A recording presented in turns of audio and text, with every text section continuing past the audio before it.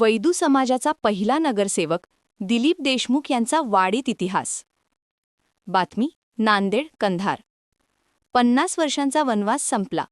वैदू समाजाचा पहिला नगरसेवक दिलीप देशमुखांनी वाडीत रचला इतिहास आहे. नांदेड कंधार. राजकारणाच्या परिघाबाहेर राहिलेल्या भटक्या विमुक्त समाजाला मुख्य प्रवाहात आणण्याचे ॲडव्होकेट बाळासाहेब आंबेडकरांचे स्वप्न नांदेडच्या सत्यात उतरले आहे. वाडी नगर परिषद निवडणुकीत प्रभाग क्रमांक 2 मधून वंचित बहुजन आघाडीचे अधिकृत उमेदवार दिलीप संतराम देशमुख यांनी दणदणीत विजय मिळवला आहे. गेल्या 50 वर्षांतील वैदू समाजाचे पहिले नगरसेवक होण्याचा बहुमान मिळवला आहे.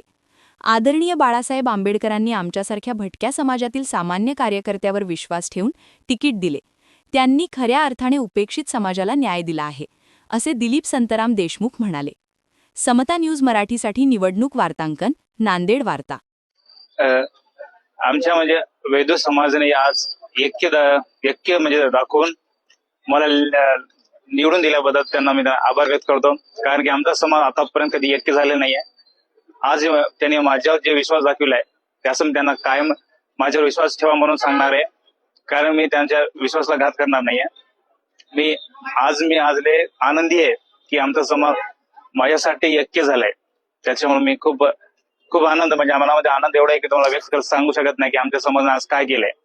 पूर्ण महाराष्ट्र म्हणजे इतिहास घडविलाय की आम्ही 50 वर्षांनंतर आम्हाला आमच्या समाजातून एक नगरसेवक म्हणजे निवडून दिल्याबद्दल त्यांना खूप आभारी. धन्यवाद.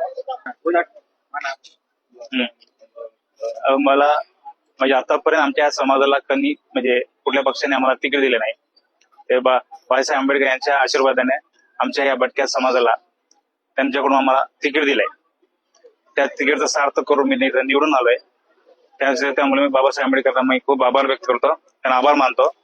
बाळासाहेब आंबेडकर यांना मी आभार व्यक्त करतो यांच्याकडून. काय सांगा समस्या साधारणच येतं. नळ, आपले रस्ते, हे नाल्या, हे सारे समस्या आहेत. पण अजून आमच्या समाजामध्ये म्हणजे आमच्या गल्लीमध्ये काहीच विकास झाला नाही. फक्त आम्ही निवडून द्यायचं आणि कोणी आमच्या वार्डाकडे पण बघत नव्हते.